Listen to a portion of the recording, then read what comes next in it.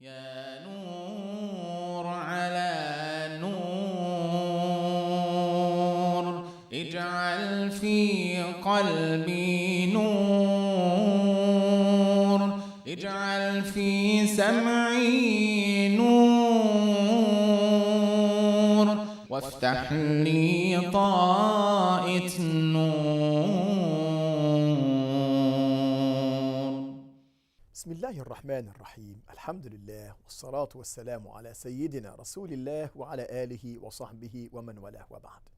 إخواني أخواتي، سلام الله عليكم ورحمته وبركاته.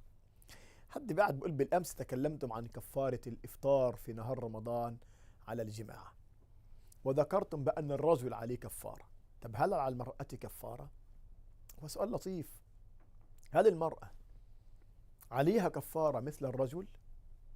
والجواب بأن المرأة ليس عليها كفارة في هذا الأمر، اللهم إلا أن تكون هي التي دعته لهذا وشجعته على هذا، تشترك أو تعاقب مثله بكفارة أخرى. مش تشترك بس، عشان تشترك يفكر البعض إن هي تصوم شهر وهو يصوم شهر، لا، تعاقب بمثله، فيصوم هو شهرين متتابعين وهي كذلك. ما قدروش على الصيام الشهرين، يبقى يطعمان، كل واحد يطعم 60 مسكينا. طب يا مولانا لو هي اللي كانت دعته، مش هي اللي تتحمل الوزر وخلاص ويقبلها كفارة؟ لا، لأن الرجل مسؤول مسؤولية شخصية، وكان يجب عليه ألا يجيبها وألا يلبي لها هذا الطلب. وبالتالي المرأة إذا كانت داعية فعليها الكفارة. طب إن لم تكن داعية وتمنعت منه، لكنه يعني لقدرته على ذلك هو غلبها على نفسها، عندئذ لا تلزم المرأة الكفارة. ليه؟ لأن القصة اللي سقناها بالأمس في أن الرجل الذي جامع زوجته، سيدنا النبي صلى الله عليه وسلم قال له هو يكفر، ما قالوش زوجتك تكفر.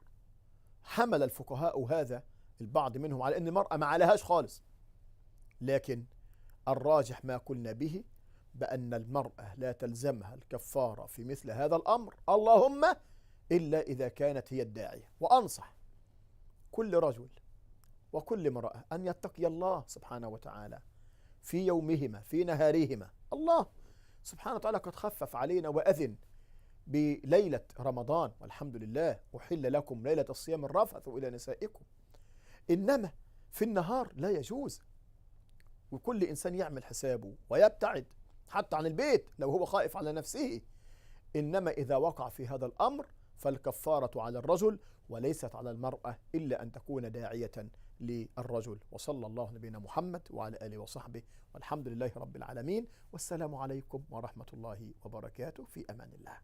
يا نور على نور، اجعل في قلبي نور، اجعل في سمعي نور، وافتح لي طائة نور.